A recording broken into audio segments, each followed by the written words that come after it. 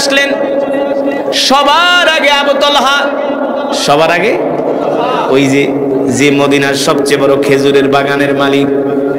একে তো খেজুরের বাগান শুধু আল্লাহর রাস্তায় দান করে নাই, জিহাদের ময়দানেও তাকে প্রথম কাতারে পাওয়া গেছে। সবার আগে আগে আবু তালহা নিজের তরবারিটা উপরে উঠায় আর ঘুরায়। সাহাবীরা ডাক দিয়া বললেন, আবু তালহা তুমি তো জান্নাত কামাই করে ফেলেছো, নিজের সবচেয়ে আদরের বাগান, প্রিয় বাগান বাইরুহা আল্লাহর রাস্তায় দান করে দিছো, জিহাদের ময়দানেও তুমি সবার প্রথম কাতারে। এ আবু তালহা তুমি এইভাবে তোমার তরবারি ঘুরাইতেছে কোনো কারণটা কি? আবু তালহা বলে, আমি তরবারি এই কারণে ঘুরাইতেছি, জিহাদের ময়দানে আমি শিকারের অপেক্ষায় আছি। জিহাদের ময়দানে আমি কিসের অপেক্ষায় আছি? শিকারের অপেক্ষায় আছি। কি শিকার? কি শিকার? মাছ শিকার? হ্যাঁ, পাখি শিকার? কেমন ঈমান ছিল রাসূলের সাহাবীদের, এইভাবে তরবারি নাড়ায়। আর সাহাবীরা প্রশ্ন করে, আবু তালহা জান্নাত তো কামাই করে ফেলেছো, একে তো তুমি তোমার সবচেয়ে বড় বাগান আল্লাহর রাস্তায় দান করে দিছো বাইরুহা, আবার আসছো জিহাদের ময়দানে সবার প্রথম কাতারে, তরবারি ঘুরাইতেছো কিসের অপেক্ষায়? বলে, একটা একটা করে কাফের ধরবো আর জাহান্নামে পাঠিয়ে দিব। আল্লাহু আকবার, জোরে বলেন আল্লাহু আকবার। আল্লাহর নবী ৮,০০০ মুসলমান সৈনিক নিয়ে উহুদের ময়দানে মুজাহিদ নিয়ে চলে গেলেন। কাফেরদের সাথে তুমুল যুদ্ধ শুরু হয়ে গেল, কাফেরদের সাথে তুমুল লড়াই শুরু হয়ে গেল। মক্কার কাফেররা মুসলমানদের উপরে আক্রমণ শুরু করে দিলেন। আল্লাহ নবী নির্দেশ দিলেন, আর কোনো কথা নাই। রাসূলের সাহাবীরাও তরবারি দিয়ে আঘাত শুরু করে দিলেন। আল্লাহু আকবার। এমন আঘাত, এমন আঘাত, বৃষ্টির মতো মুসলমানরা তীর ছুড়তেছে কাফেরদের দিকে। মাত্র আধা ঘন্টার মধ্যে যুদ্ধের মোড় পাল্টে গেল। আধা ঘন্টাও মক্কার কাফেররা ময়দানে টিকতে পারল না। আধা ঘন্টার মধ্যে তারা ময়দান ছেড়ে পালিয়ে গেল। আধা ঘন্টার মধ্যে মক্কার কাফেররা ময়দান ছেড়ে পালিয়ে গেল। সাহাবী আবু তালহা রাদিয়াল্লাহু তাআলা আনহু বাজ পাখির মতো দুর্বার গতিতে কাফের দিকে ছুটে চলতেছেন আর কাফেরদের দিকে তীর ছুটতেছেন। এক একটা তীর নিক্ষেপ করে আবু তালহার তীরের নিশানা এক একটা মক্কার কাফেরদের মাথার ভিতরে যায় লাগে। আল্লাহু আকবার। যেখানেই তীর লাগে সেখান থেকে আর মক্কার কাফেররা দাঁড়াতে পারে না, সেখানেই তারা জাহান্নামে চলে যায়। এইভাবে করে যুদ্ধ লাগতে শুরু করলো, যুদ্ধ চলতে শুরু করলো। কিছুক্ষণের মধ্যে দেখা গেল মদিনার 800 সাহাবীর সামনে মক্কার 3000 কাফের কুলাতে পারলো না। তারা যুদ্ধের ময়দান ছেড়ে পলায়ন করলো। যুদ্ধের ময়দান ছেড়ে তারা পালিয়ে গেছে।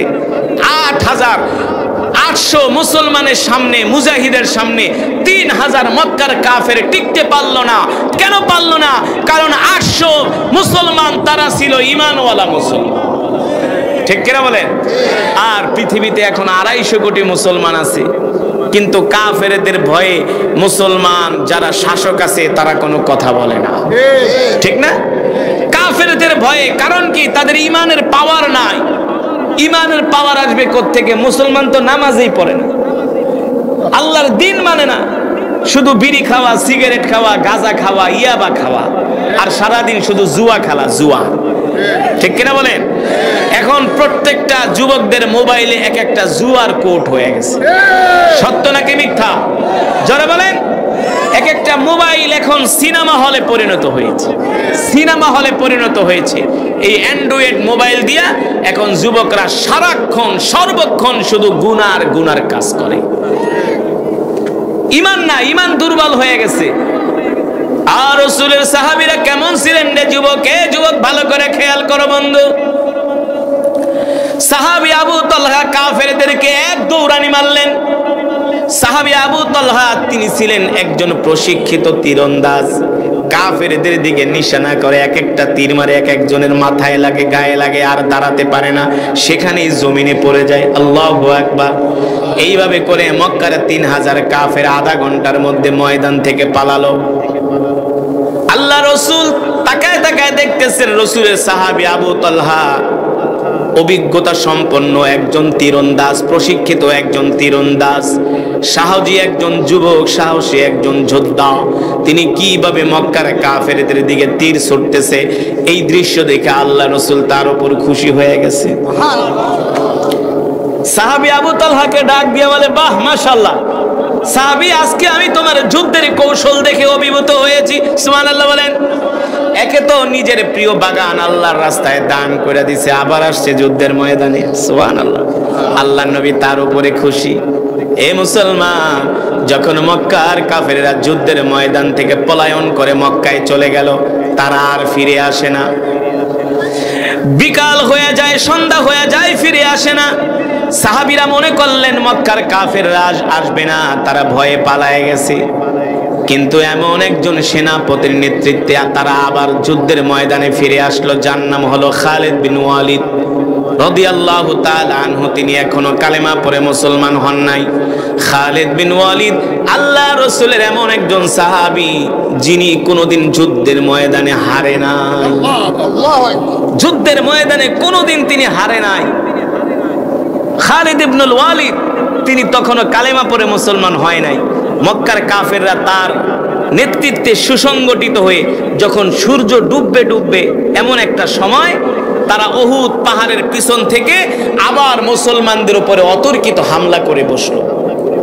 তারা যে অতর্কিত হামলা করলো, তাদের উদ্দেশ্য ছিল, টার্গেট ছিল আল্লাহর নবীকে দুনিয়ার জমিন থেকে বিদায় করে দেওয়া।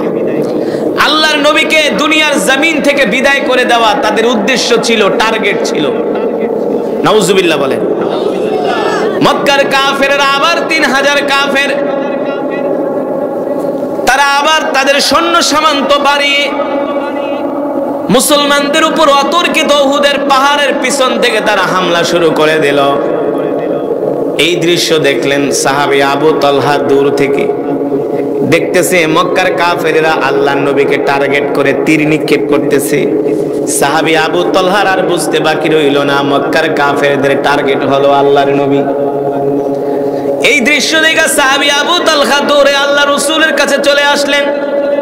আল্লাহর নবীর ডান হাত ধরে বলো, গো নবীজি আপনি আমার পিছনে দাঁড়ান, মক্কার কাফেরদের টার্গেট হলো আপনাকে দুনিয়ার জমিন থেকে বিদায় করে দেওয়া। নাউজুবিল্লাহ। কিন্তু আল্লাহর নবী, আমি যুদ্ধের ময়দানে আপনাকে আশ্বস্ত করতেছি, যতক্ষণ পর্যন্ত আবু তালহার 2টা হাত বাহুর সাথে লেগে আছে ততক্ষণ পর্যন্ত আল্লাহর নবীর গায়ে একটা তীরের আঘাত তো দূরের কথা, একটা ফুলের টোকা আমি লাগতে দিব না।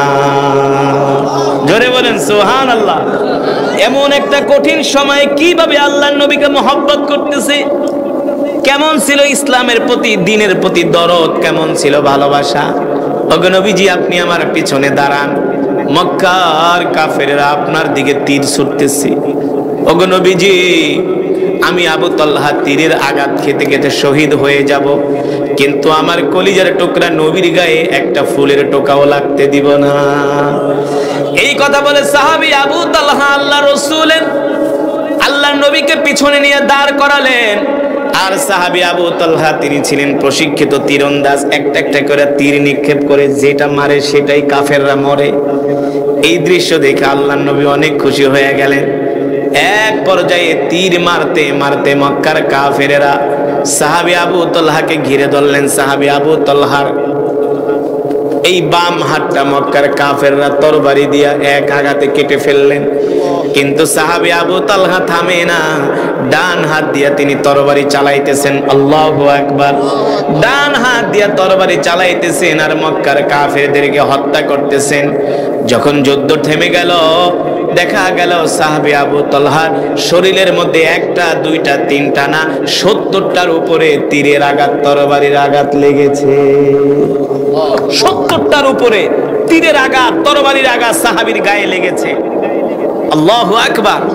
আর আমরা কি মুসলমান, কিভাবে আল্লাহর নবীকে আমরা মুখ দেখাবো? হাসরের ময়দানে আল্লাহর নবী ডাক দিবে, ইয়া উম্মতি ইয়া উম্মতি ইমশি মাই, চলো চলো আমার সাথে জান্নাতে চলো।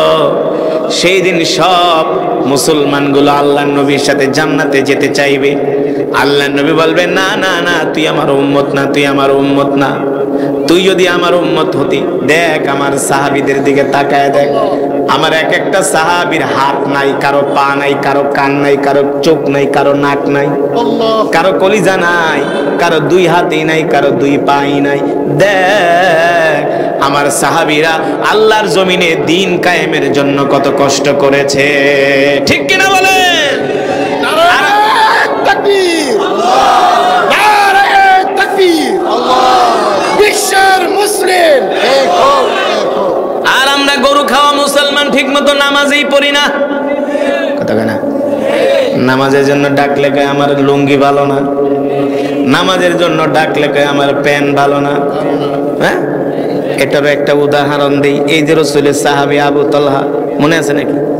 যার বয়ান করতেছি এতক্ষণ পর্যন্ত, সাহাবীদের বয়ান এই কারণে করতেছি যে তাদের জীবনী শুনলে আমাদের ঈমান বাড়বে, ঠিক কিনা বলে? দ্বীনের প্রতি, ইসলামের প্রতি, আমাদের নামাজ পড়ার প্রতি আগ্রহ বাড়বে। যুবকদেরকে যদি ডাক দেয়, এ যুবক আসো আসো মসজিদে আসো, কয় হুজুর আমার লুঙ্গি ভালো না, প্যান্ট ভালো না, শরীর ভালো না। মনে হয় হ্যাঁ শরীর খারাপ হয়েছে, আছে কি আছে না?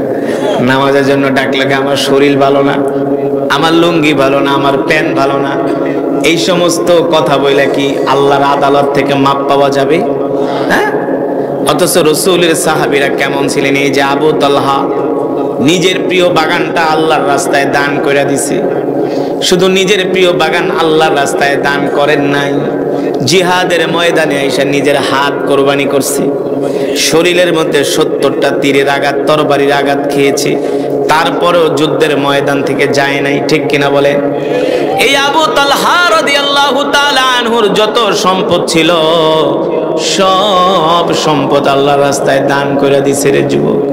এই যুবক সব সম্পদ আল্লাহর সাহাবী, আল্লাহর পয়গম্বরের সাহাবী আবু তালহা রাদিয়াল্লাহু তাআলা আনহু সব সম্পদ আল্লাহর রাস্তায় দান করে দিছে। এখন আর কোনো সম্পদ নাই। আবু তালহার বাজার করার মতো কোনো টাকা নাই, এমনকি গায়ের কাপড় কিনা পর্যন্ত কোনো টাকা নাই। আল্লাহর নবী প্রতিদিন ফজরের নামাজের ইমামতি করেন, সব সাহাবীরা আল্লাহর নবীর পিছনে ফজরের নামাজ আদায় করে, কিন্তু সাহাবী আবু তালহা প্রতিদিন ফজরের নামাজ পড়ার সাথে সাথে বাড়িতে চলে আসে। প্রতিদিন আল্লাহর নবী ফজরের নামাজের পরে কোরআনের বয়ান করেন, সব সাহাবীরা বৈশা বৈশা কোরআনের বয়ান শোনে, কিন্তু সাহাবী আবু তালহা বসে না। সাহাবীরা যায় নালিশ করছে, ওগো নবীজি আপনি প্রতিদিন ফজরের পরে কোরআনের বয়ান করেন, আমরা সবাই মিলা শুনি, কিন্তু আবু তালহা একদিনও বসে না, বাড়িতে চলে যায়। আল্লাহ নবী ডাক দিয়া বলে, কারণ কি? আবু তালহা কি আমার উপর রাগ করছে নাকি?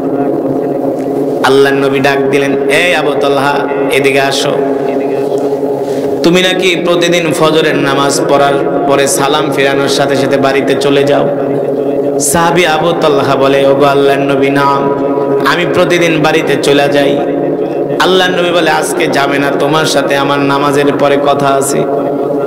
আল্লাহ নবী ফজরের নামাজের ইমামতি করতে লাগলেন, সালাম ফিরালেন, আসসালামু আলাইকুম ওয়া রাহমাতুল্লাহ, আসসালামু আলাইকুম ওয়া রাহমাতুল্লাহ। সাহাবী আবু তালহা আজকে আর বাড়িতে যায় না, মসজিদে নববীতে বসে আছে। আল্লাহ নবী ডাক দিলেন, তাআলাও ইয়া আবু তালহা, এ আবু তালহা এদিকে আসো। আবু তালহা রে শোনো, প্রতিদিন ফজরের পরে আমার সব সাহাবীরা আমার কোরআনের মজমায় বসে, তুমি কেন বসো না? কারণ কি? আবু তালহা আমি কি তোমার মনে কষ্ট দিছি নাকি? এই কথা বলার সাথে সাথে সাহাবী আবু তালহার চোখ দিয়া ঝরঝর করে পানি পড়তেছে। আল্লাহ নবী ডাক দিয়া বলে, লিমা তাবকি আবু তালহা, এ আবু তালহা কাঁদো কেন, কাঁদো কেন, কাঁদো কেন? আমি কি তোমাকে কান্নার কোনো কথা বলেছি? সাহাবী আবু তালহা বলে, ওগো আল্লাহর নবী আপনি এটা কি বললেন? আপনি আমার মনে কষ্ট দিয়েছেন।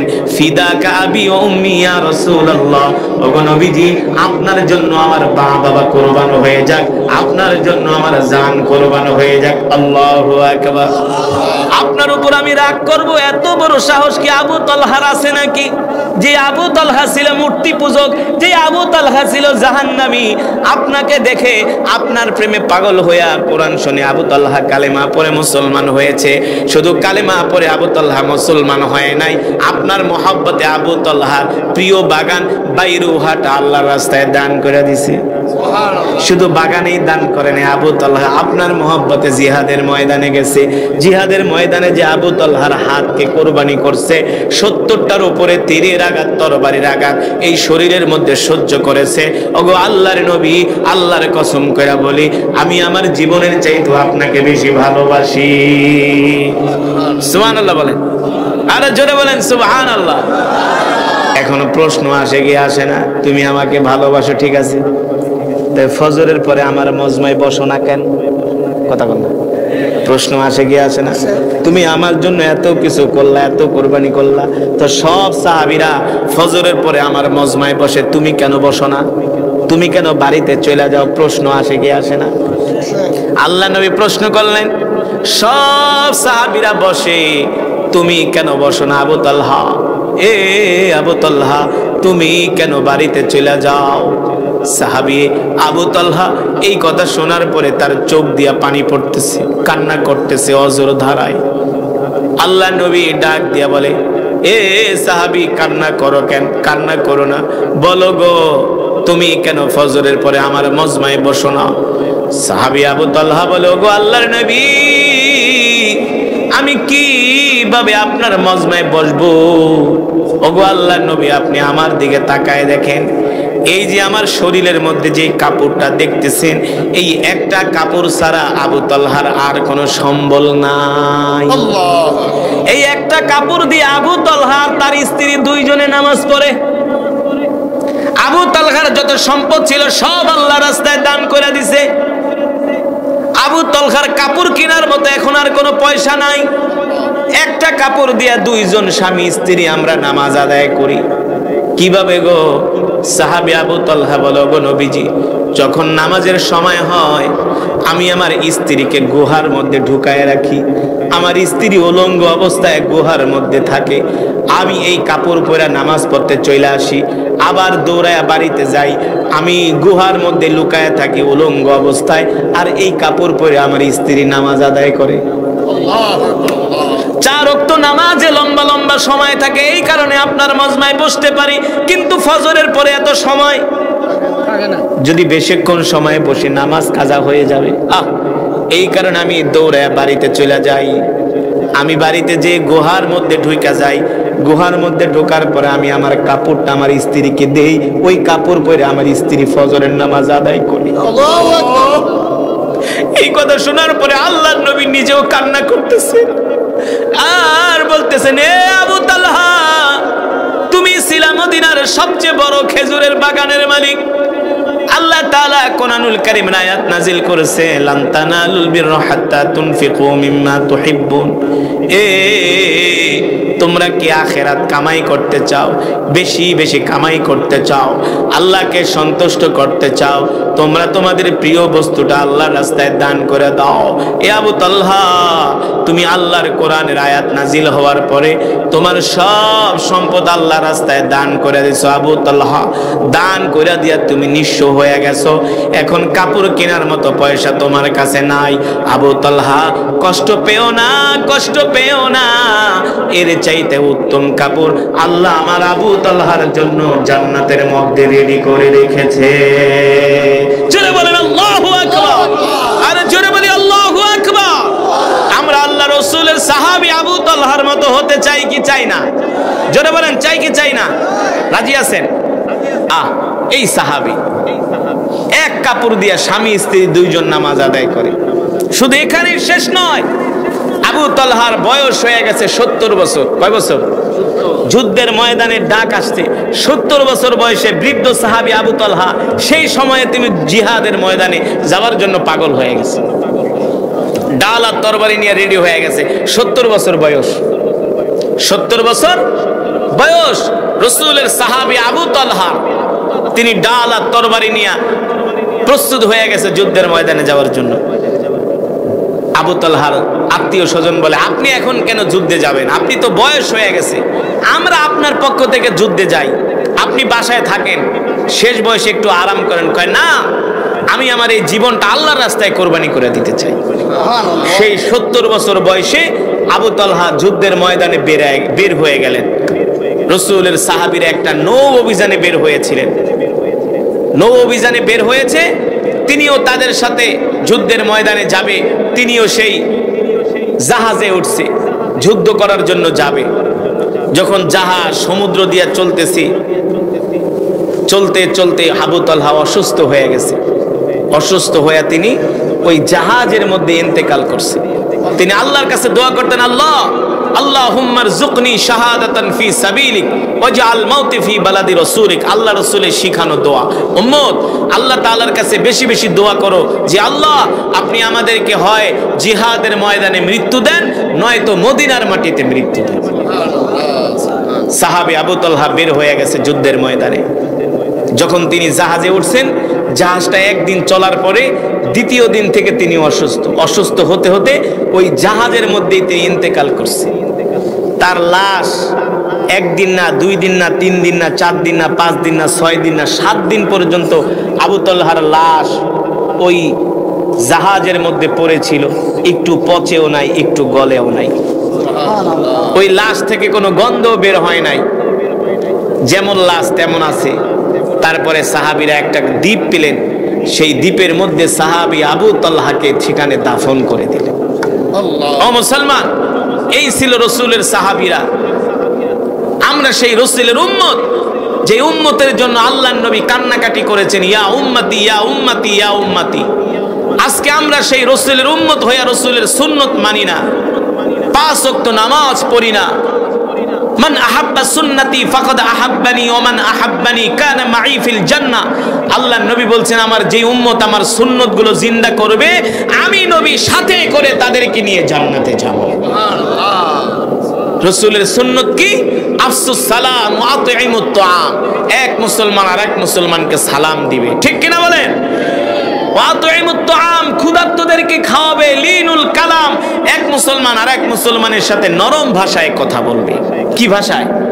কোমল ভাষায়, নরম ভাষায় কথা বলবে।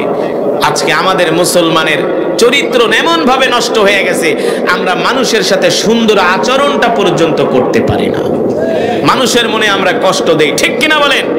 যদি আপনি কোনো মানুষের মনে কষ্ট দেন, আপনার দুনিয়াও বরবাদ, আখিরাতও বরবাদ। তাহলে আজকের মাহফিল থেকে আমরা এটাই প্রতিজ্ঞা করব, এটাই আমরা শপথ নিব, জীবনে যতদিন বাঁচবো আমরা কোনো মানুষের মনে কষ্ট দিব না। আর জীবনে যতদিন বাঁচবো 5 ওয়াক্ত নামাজ আমরা জামাতের সাথে আদায় করব। তার কারণ হলো রাসূলের সাহাবীরা এক কাপড় দিয়া স্বামী স্ত্রী 2 জনে নামাজ আদায় করেছে, এক কাপড় দিয়া, ঠিক কিনা বলেন? তো আমরাও পারবো কি পারবো না 5 ওয়াক্ত নামাজ জামাতের সাথে আদায় করতে? কে কে রাজি আছে? হাত উঠে আল্লাহকে দেখায় দেই। লিল্লাহি তাকবীর। হাতগুলো সোজা করেন, সোজা করেন, সোজা করেন, তীরের মতো সোজা করেন, আর ওয়াদা করেন যে আল্লাহ, জোরে বলেন আল্লাহ, আরো জোরে বলুন আল্লাহ। ওয়াদা করলাম, ওয়াদা করলাম, ওয়াদা করলাম, আর কোনোদিন নামাজ ছেড়ে দিব না, রাসূলের সুন্নাত ছেড়ে দিব না। রাজি আছেন ইনশাআল্লাহ? রাজি আছেন ইনশাআল্লাহ? আল্লাহ তাআলা কবুল করুন। হাত নামান। 5 ওয়াক্ত নামাজ পড়বেন। 5 ওয়াক্ত কি করবেন? নামাজ পড়বেন জামাতের সাথে, তাকবীরুলের সাথে। এ ভাই, নামাজ পড়তে চান না, এখন যদি মারা যান, দেখবেন এই রাতের মধ্যেই কবরে ঢুকায় দেওয়া হবে। সর্বোচ্চ সকাল 9টা নাকি এর উপরে রাখবে। একটা মানুষ যখন মারা যায় কি হয় জানেন? সর্বপ্রথম তার নামটা বিলুপ্ত হয়ে যায়। আপনি যত কোটি টাকার মালিক হন, যত বড় সম্পদশালী হন, যত বড় নেতা হন, যত বড় পাওয়ারফুল লোক হন, আপনি এখন মারা যাবেন, ঘোষণা করবে অমুক হাওলাদার, অমুক তালুকদার, অমুক চৌধুরী, অমুক খান মারা গেছে, জামাল উদ্দিন, কামাল উদ্দিন, জয়নাল আবদিন মারা গেছে। এই ঘোষণাটা মাইকে হতে দেরি, আপনার আত্মীয় স্বজন আইসা বলবে না জামাল উদ্দিন, কামাল উদ্দিন, জয়নাল আবদিন কোথায়, বলবে যে লাশটা কোথায়। কি কোথায়? কি কোথায়? সর্বপ্রথম আপনার নাম বিলুপ্ত হয়ে যাবে, আপনার নাম নেওয়ার মতো মানুষ থাকবে না, আপনাকে লাশ বলবে, লাশ বলবে। ডেড বডিটা কোথায়? ঠিক কিনা বলেন? মরদেহটা কোথায়? সুতরাং এই পৃথিবী থাকার জায়গা না। এত অহংকার করেন না, এত অহংকার করবেন না। মারামারি, কাটাকাটি, হানাহানি, হিংসা, বিদ্বেষ এগুলো বাদ দেন। আল্লাহ তাআলা সৃষ্টি করেছেন, ওয়ালাকাদ কাররামনা বানি আদম, মাটি দিয়া বনি আদম সৃষ্টি করেছে। মাটির মানুষ মাটির মতোই চলতে হবে, ঠিক না বলেন? আপনি মাটিতে আঘাত করেন, মাটি কোনো কথা বলে না, উফ আহ শব্দ করে না। আমরাও সেই মাটির মানুষ। এই দুনিয়াতে এমন ভাবে আমাদেরকে বাঁচতে হবে, এই দুনিয়া ছেড়ে আমাদেরকে চলে যেতে হবে। যতদিন দুনিয়ায় আসি আমরা এমন জীবন গঠন করব যাতে ইন্তেকালের পরে মানুষ আমাদের জন্য দোয়া করে, ঠিক কিনা বলেন? এই কারণে কবি বলেছেন, এমন জীবন তুমি করিবে গঠন, মরিলে হাসিবে তুমি, কাঁদিবে ভুবন, ঠিক কিনা বলেন? যদি মানুষের সাথে সুন্দর আচরণ করেন, সুন্দর ব্যবহার করেন, ইন্তেকালের পরে মানুষ আপনার জন্য চোখের পানি ফেলে দোয়া করবে। এই কারণে আসুন আমরা 5 ওয়াক্ত সালাত জামাতের সাথে আদায় করি। কোনো মুসলমানের মনে, কোনো মানুষের মনে আমরা কষ্ট দিব না। সবার সাথে আমরা সুন্দর আচরণ করি, সবার সাথে আমরা সুন্দর ব্যবহার করি। আর যে রাসূলের সাহাবী আবু তালহা আল্লাহর জমিনে দ্বীন কায়েমের জন্য নিজের সব সম্পদ দান করে দিয়েছে, জিহাদের ময়দানে গিয়েছেন, কত কষ্ট করেছেন, সেই সাহাবীদের আদর্শে যেন আমরা আদর্শিত হতে পারি। আল্লাহ তাআলা আমাদের সকলকে তৌফিক দান করুন। কিন্তু দুরুদ এমন এক আমল, এমন এক ইবাদত, আল্লাহ তাআলা ডাক দিয়া বলে, হাবিব আপনার নামে দুরুদ শুধু আমার ফেরেশতারাই পড়ে না, শুধু আপনার নামে দুরুদ পড়ে না, ইন্নাল্লাহু ওয়া মালাইকাতাহু ইউসাল্লুনা আলান নবী, শুধু ফেরেশতারাই পড়ে না, আমি আল্লাহও আপনার নামে দুরুদ পড়ি। যদি আল্লাহ তাআলা নবীর নামে দুরুদ পড়ে, তারা আপনার আমার কি দরকার ছিল সারা দিন রাত শুধু দুরুদ পড়া? কেন পড়বেন দুরুদ? একবার দুরুদ শরীফ পড়লে আল্লাহ তাআলা সাথে সাথে 10টা গুনাহ মাফ করে দেয়। কয়টা গুনাহ মাফ করে দেয়? 10টা, সাথে সাথে 10টা গুনাহ মাফ। মান সাল্লা আলাইয়া ওয়াহিদান সাল্লাল্লাহু আলাইহি ওয়াসাল্লাম আশারা, আল্লাহ রাসূল বলছেন সাথে সাথে 10টা গুনাহ মাফ। সুবহানাল্লাহ। আল্লাহ তাআলা তার উপরে 10 বার রহমত নাজিল করেন। কয়বার রহমত নাজিল করেন? 10 বার। জান্নাতে যাওয়ার জন্য তার পথ 10 কদম আগায় দেয়। সুবহানাল্লাহ বলেন। তাহলে দুরুদ পড়বেন তো বেশি করে, রাজি আছেন তো ইনশাআল্লাহ? আল্লাহ তাআলা সকলকে কবুল করুন, বলে আমিন। মুসলমান, আজকে আপনারা কোরআনের মজমায় আসতে চান না, আপনাদেরকে মসজিদে পাওয়া যায় না, দাওয়াত ও তাবলীগের কাজে পাওয়া যায় না, দ্বীনের কোনো কাজে পাওয়া যায় না। আজকে মুসলমান যুবকদেরকে পাওয়া যায় বাংলা সিনেমা দেখার আড্ডায়, তাদেরকে পাওয়া যায় ক্রিকেট খেলার দেখার আড্ডায়, তাদেরকে পাওয়া যায় রাত 3টা বাজে জেগে জেগে মেসি আর রোনাল্ডোর ফুটবল খেলা দেখি, ঠিক কিনা বলেন? অথচ মুসলমান, আল্লাহ রাব্বুল আলামিন আমাদেরকে সৃষ্টি করেছেন একমাত্র তার ইবাদত করার জন্য, ঠিক কিনা বলেন? কার ইবাদত? একমাত্র আল্লাহ তাআলার ইবাদত করার জন্য আল্লাহ তাআলা আমাদেরকে সৃষ্টি করেছেন, তার গোলামি করার জন্য আমাদেরকে আল্লাহ তাআলা সৃষ্টি করেছেন। আজকে আমরা দ্বীনের কাজ করি না, আল্লাহর বিধান মানি না, কোরআনের বিধান মানি না, আল্লাহর জমিনে কোরআনের বিধান কায়েম করার জন্য আমরা চেষ্টা করি না। অথচ মুসলমান যুবক, রাসূলের সাহাবীরা কেমন ছিলেন? আল্লাহ রাসূলের সাহাবীরা আল্লাহর জমিনে দ্বীন কায়েমের জন্য তাদের জান মাল আল্লাহর রাস্তায় কোরবানি করে দিয়েছে, ঠিক কিনা বলেন? আমি যে বয়ান আয়াত দিয়া বয়ান শুরু করলাম, লান তানালুল বিররা হাত্তা তুনফিকু মিম্মা তুহিব্বুন ওয়া মা তুনফিকু মিন শাইইন ফাইন্নাল্লাহা বিহি আলিম। ও যুবক, দেখো রাসূলের সাহাবীরা কেমন ছিল। আল্লাহর কোরআনের আয়াত নাজিল হওয়ার পরে সাহাবীরা পাগল পারা হয়ে গেছে। আল্লাহ তাআলা কোরআনুল কারীমের মধ্যে বলছেন, লান তানালুল বিররা হাত্তা তুনফিকু মিম্মা তুহিব্বুন, তোমরা যারা আল্লাহর সন্তুষ্টি অর্জন করতে চাও, তোমরা তোমাদের প্রিয় বস্তুটাকে আল্লাহর রাস্তায় দান করে দাও। কে বলছেন? আল্লাহ তাআলা। কে বলছেন? তোমরা যারা আল্লাহর সন্তুষ্টি অর্জন করতে চাও। কার সন্তুষ্টি? এই জোরে বলেন, কার? এই কোরআনের মজমায় আসলে খুশি হয় কে? আর বেজার হয়? বেজার হয়? খুশি হয়? বেজার হয়? যারা কোরআনের মজমায় আসে না তারা শয়তানকে খুশি করতে চায়। এখনো যারা চায়ের দোকানে বসে চা খাইতেছে, বাংলা সিনেমা দেখতেছে, ওরা শয়তানের গোলাম। ঠিক কিনা বলেন? আর যারা কোরআনের মজমায় বৈশা কোরআন শুনছে তারা হলো আল্লাহর গোলাম। ও মুসলমান যুবক, আমি যতক্ষণ পর্যন্ত কোরআনুল কারীমের তেলাওয়াত করেছি, আপনারা শ্রবণ করেছেন, এক একটা হরফে 10টি করে নেকি পেয়েছেন। আল্লাহর নবী বলে, আমার মুখের কথা না, আলিফুন ওয়া লামুন ওয়া মিমুন ওয়া হারফুন, কেউ যদি কোরআনুল কারীমের 3টা শব্দ তেলাওয়াত করে, আল্লাহ তাআলা তার আমল নামায় 30টা নেকি দান করে। শুধু এখানেই শেষ নয়, এই মাজমায় যারা উপস্থিত হয়েছেন সকলেই এক খতম করে করে কোরআনুল কারীমের সওয়াব পেয়েছেন। কিভাবে বলতে পারবেন? কিভাবে? আমি সূরাতুল ইখলাস 3 বার পড়েছি। মাশাআল্লাহ। কয়বার? আল্লাহর নবী বলেন, তিরমিজির বর্ণনায় আসছে, কেউ যদি সূরাতুল ইখলাস 3 বার তেলাওয়াত করে, আল্লাহ তাআলা তার আমলনামায় 1 খতম কোরআনুল কারীমের সওয়াব দান করে। কয় খতম? ও মুসলমান, এত বড় অফার, এত বড় সুযোগ কোন মুসলমান ছাড়তে পারে না। যেই মুসলমান ছাড়ে, ওর মতো কপাল পোড়া আসমানের নিচে আর জমিনের উপরে হতে পারে না। ঠিক কিনা বলেন? যেটা বলছিলাম, আল্লাহ তাআলা কোরআনুল কারীমের আয়াত নাজিল করার পরে রাসূলের সাহাবীরা পাগল পারা হয়ে গেছে, কিভাবে তারা আল্লাহর সন্তুষ্টি অর্জন করবে। আল্লাহ নবীর একজন সাহাবী যার নাম হলো আবু তালহা, তিনি হলেন মদিনার একজন আনসারী সাহাবী। নাম কি? জোরে বলেন। হযরত আবু তালহা রাদিয়াল্লাহু তাআলা আনহু আল্লাহর রাসূলের একজন সাহাবী, মদিনার আনসারী সাহাবী। এই আবু তালহা ছিলেন মদিনায় যত ধনী মানুষ আছে তাদের মধ্যে অন্যতম। এই যুবক, তুমি আর কয় টাকার মালিক? তোমার বাপ আর কয় টাকার মালিক? রাসূলের সাহাবী আবু তালহা, তিনি কালেমা পড়ে এখনো মুসলমান হন নাই। আবু তালহা ছিলেন একজন আরবদের মতোই মূর্তি পূজক, কিন্তু রাসূলের কোরআন শুনে কালেমা পড়ে মুসলমান হয়ে গেছে। হ্যাঁ, রাসূলের চরিত্র দেখে, ইসলামের সৌন্দর্য দেখে কালেমা পড়ে মুসলমান হয়ে গেছে। সুবহানাল্লাহ বলে।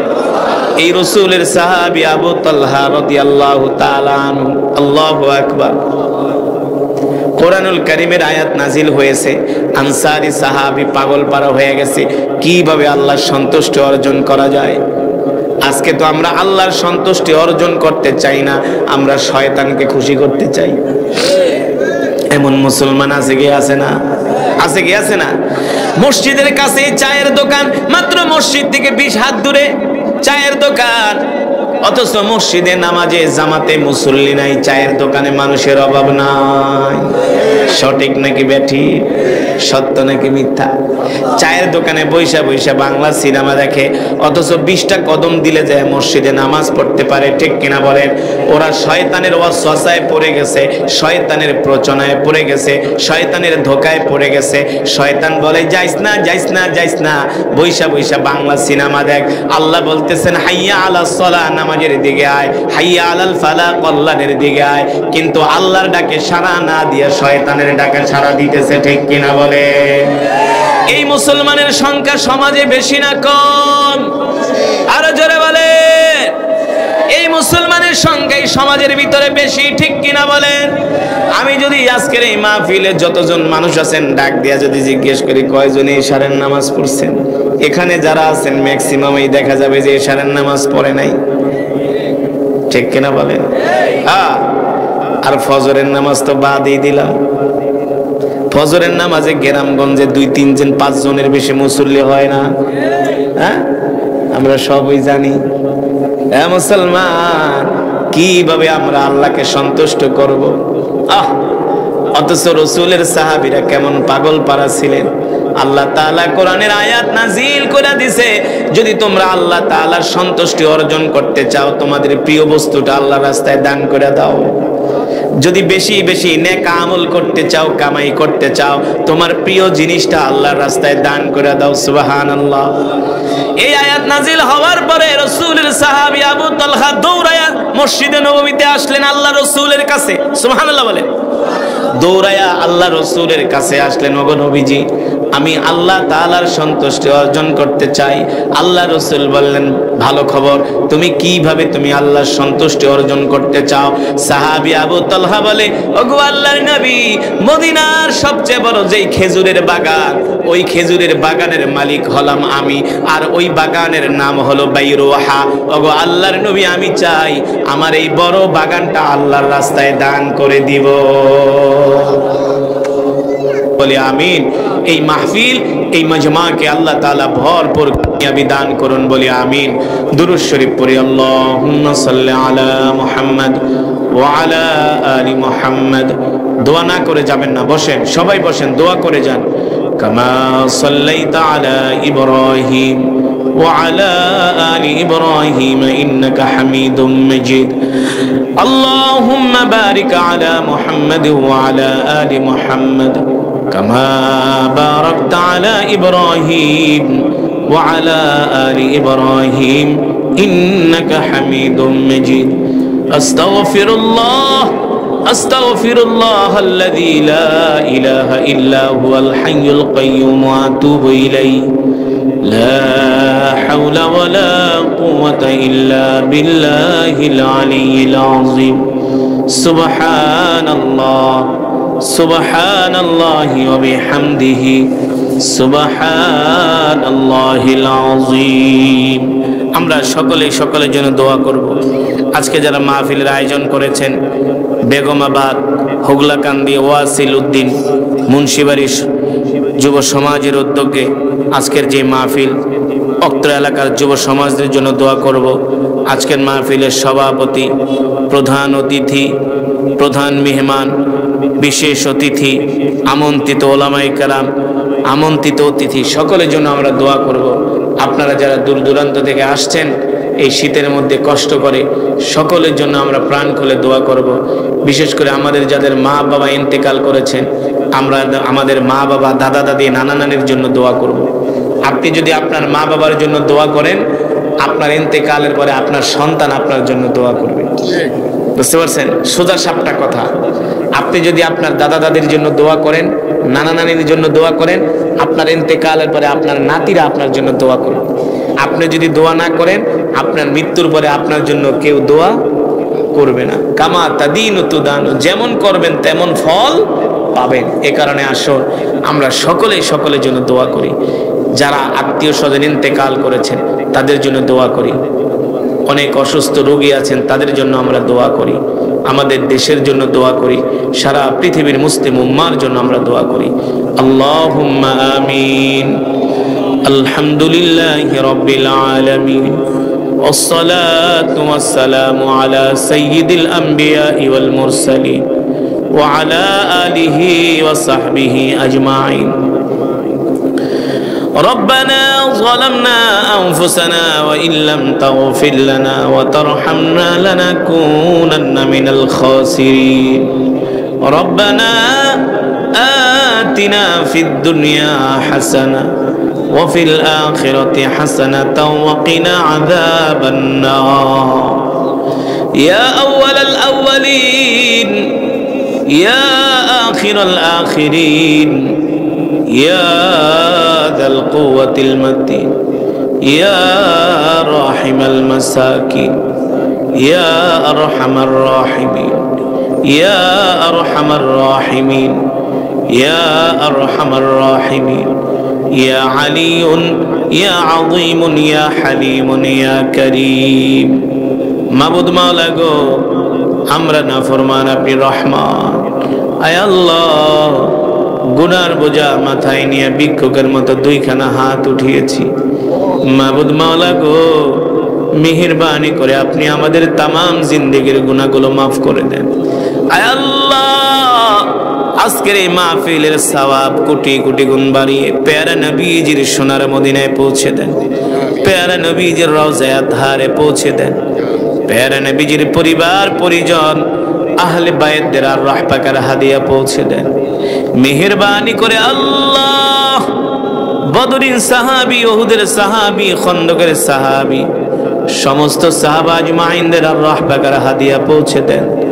মাবুদ মাওলা গো, বাবা আদম থেকে শুরু করে আজ পর্যন্ত যত মুমিন মুমিনাত, মুসলিম মুসলিমাত যারা অন্ধকার কবরে শুয়ে আছে, সকলের কবরে আর সওয়াব পৌঁছে দেন।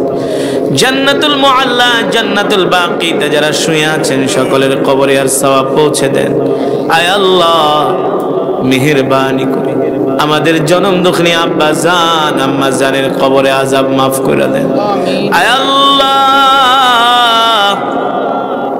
হুগলাকান্দি ওয়াসিলউদ্দিন মুন্সিবাড়ি যুব সমাজের উদ্যোগে যে মাহফিল, এই মাহফিলকে কিয়ামত পর্যন্ত কবুল করে নেন।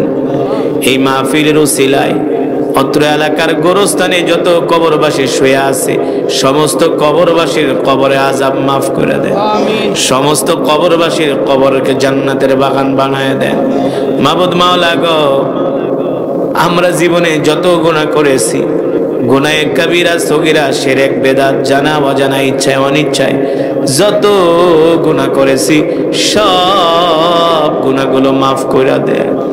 জাহান্নামের আগুন হারাম করে দেন।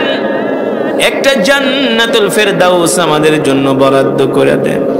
আল্লাহ, আয় আল্লাহ তাআলা, কে কে উদ্দেশ্য নিয়ে হাত উঠাইছে আপনার তো আর জানতে বাকি নাই, বুঝতে বাকি নাই। সকলের নেক উদ্দেশ্যকে আল্লাহ কবুল করে নেন। সকলের মনের নেক আশাকে পুরা করে দেন। আয় আল্লাহ, আমাদের মধ্য থেকে যারা অসুস্থ, সুস্থতা দান করে দেন। আয় আল্লাহ, এই মাহফিলে যারা 1 টাকা থেকে হাজার হাজার টাকা দান করেছেন, সকলের দানকে কবুল করে নেন। এই মাহফিলকে কিয়ামত পর্যন্ত কবুল করে নেন। আয় আল্লাহ, রাসূলের সাহাবী আবু তালহা রাদিয়াল্লাহু তাআলা আনহু যেভাবে আল্লাহ দ্বীনের জন্য নিজের সম্পদ, নিজের জানকে আল্লাহ কোরবানি করেছেন, আমাদেরকেও আল্লাহ আপনার রাস্তায় সেভাবে কোরবানি করার তৌফিক দেন। আমরা আমাদের জান, মাল, সম্পদকে যেন আপনার রাস্তায় কোরবানি করতে পারি, তৌফিক দিয়ে দেন।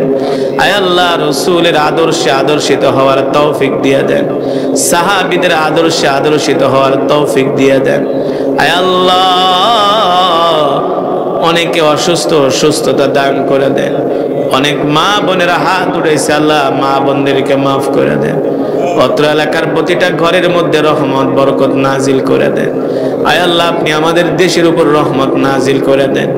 আয় আল্লাহ, মেহেরবানা মুহাম্মাদান আবদুহু ওয়া রাসূলুহু الذي أرسله بالحق بشيرا ونذيرا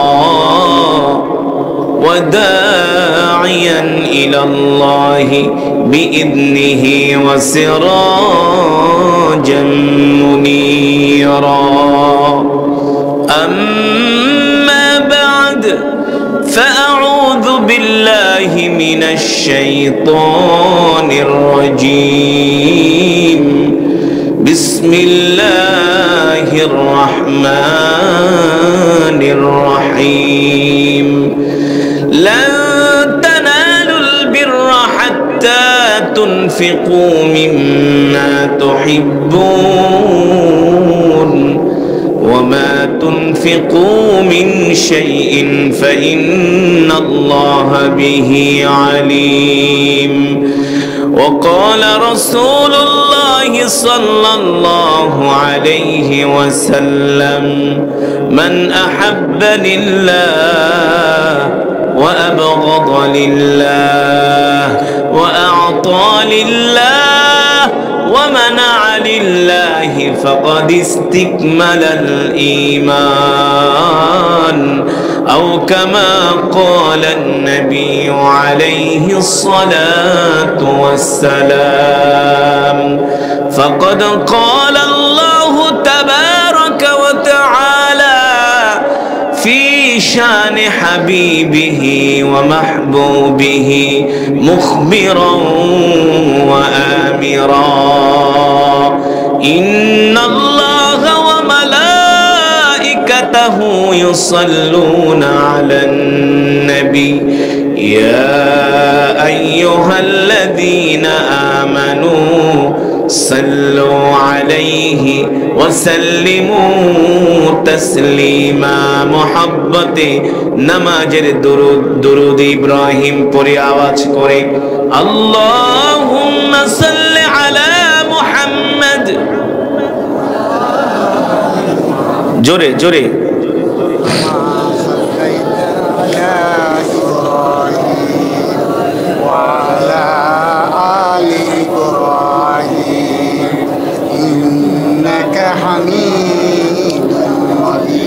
দুরূদ পড়তে কি কষ্ট হয়?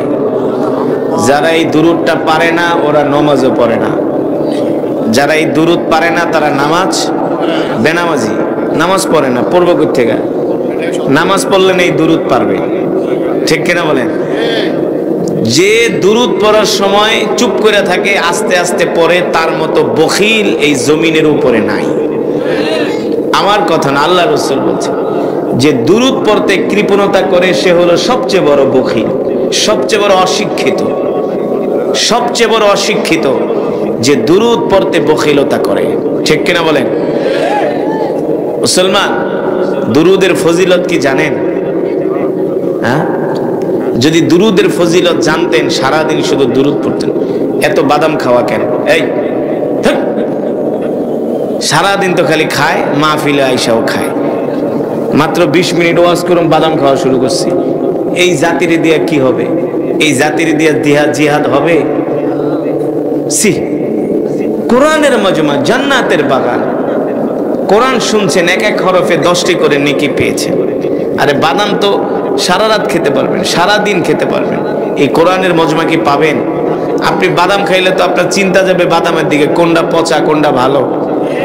কথা না, আপনি ওয়াজ শুনবেন কি? তার চেয়ে আপনি উঠে চলে যান। আপনার মতো শ্রোতা দরকার নেই যে কোরআনের মজমায় বসে বাদাম খায়, অশিক্ষিতের মতো কাজ করেন। এটা জান্নাতের বাগান। এটা কি মনে করেছেন? আল্লাহ তাআলার অগণিত রহমতের ফেরেশতারা চতুর্দিকে বেষ্টন করে আছে। আপনি যতক্ষণ এই মজমায় থাকবেন ফেরেশতারা দোয়া করবে, আল্লাহুম্মা গফির ওয়ারহাম। আর যদি বাদাম খান তাহলে ফেরেশতারা আপনার জন্য দোয়া করবে? আপনি তো শুধু খাইতে আছেন, রাগ করতেছেন। এটা চরম অন্যায়, চরম অন্যায় করেছেন, চরম বেয়াদবি হয়েছে। কোরআনের মজমায় বসে বাদাম খাওয়া, অন্যমনস্ক হওয়া, এটা কোনো মুসলমানের কাজ হতে পারে না। আজকে আপনারা কোরআনের মজমায় বসে বাদাম খান, আর এই কোরআনের জন্য রাসূলের সাহাবীরা জীবন দিয়েছে, ঠিক কিনা বলেন? দিয়েছে কি দিয়েছে না? এই কোরআনের জন্য হযরত উলামায়ে কেরাম জেল খেটেছে। এই কোরআনের কথা বলার কারণে তারা কারাবরণ করেছে। আর আপনারা খান বাদাম, সবাই না, 2-4 জন। আপনারা রাগ করছেন। আল হাক্কু মুররুন, হক কথা মিষ্টি, হক কথা তিতা। কোনো মাহফিলে না, কোনো মজমায় না, জীবনে আর কোনোদিন কোনো কোরআনের মাহফিলে যে মসজিদে যায় কোনোদিন বাদাম খাবেন না। আমি আপনাদেরকে বোঝানোর জন্য বলছি। রাগ কেন করলাম? মাঝে মাঝে একটু গরমও হতে হয়, নরমও হতে হয়। ইসলামে গরমও আছে, ঠিক কিনা বলুন? শুধু নরম দিয়া ইসলাম কায়েম হয়েছে? সেদিনা আবু বকর ছিলেন নরম, আর হযরত ওমর ছিলেন কি? কেমন গরম! যারে দেখলে ইবলিস শয়তানও দূরে থাকতো, রাস্তা পরিবর্তন করতো। আর এখন তো আমরা এমন ইমানদার, ইবলিস শয়তান দেখলে কি আমি আর কি শয়তান, তুই আমার চেয়ে বড় শয়তান, ঠিক কিনা বলেন? রাগ করতেছেন? যেটা বলছিলাম, দুরূদ এমন এক আমল, এমন এক ইবাদত। সুবহানাল্লাহ বলেন। বাদাম খাওয়া বন্ধ নেই, একজনে খায় আর এমন এমন করে, সব তালেই আছে। যাক, যদি আপনার খাইতে ভালো লাগে আপনি খান, আমার বলা আমি বলেছি, ঠিক কিনা বলেন? যেটা বলছিলাম, দুরূদ এমন এক আমল, এমন এক ইবাদত। আচ্ছা জোরে বলেন, এই দুনিয়ার মালিক কি? আসমানের মালিক, জমিনের মালিক, হায়াতের মালিক, রিস্কের মালিক। তার কি কোনো ইবাদত করার দরকার আছে? আছে। সে কেন ইবাদত করবে? তার ইবাদত করার জন্য তো আল্লাহ আমাদেরকে সৃষ্টি করেছেন, ঠিক কিনা বলেন? হ্যাঁ, আপনারা যারা বলছেন আছে, তাদের হয়তো বা জানার কমতি থাকতে পারে, অথবা জজবার ঠেলায় বইলা ফেলাইছে, হুঁশ ছিল না, ঠিক কিনা বলেন? হ্যাঁ, যেটা বলছি, আল্লাহ তাআলার ইবাদত করার কোনো প্রয়োজন নেই, কারণ তার ইবাদত করার জন্য, তার গোলামি করার জন্য আল্লাহ তাআলা আমাদেরকে সৃষ্টি করেছেন, ঠিক কিনা বলেন? কিন্তু দুরূদ এমন এক আমল, এমন এক ইবাদত, আল্লাহ তাআলা ডাক দিয়া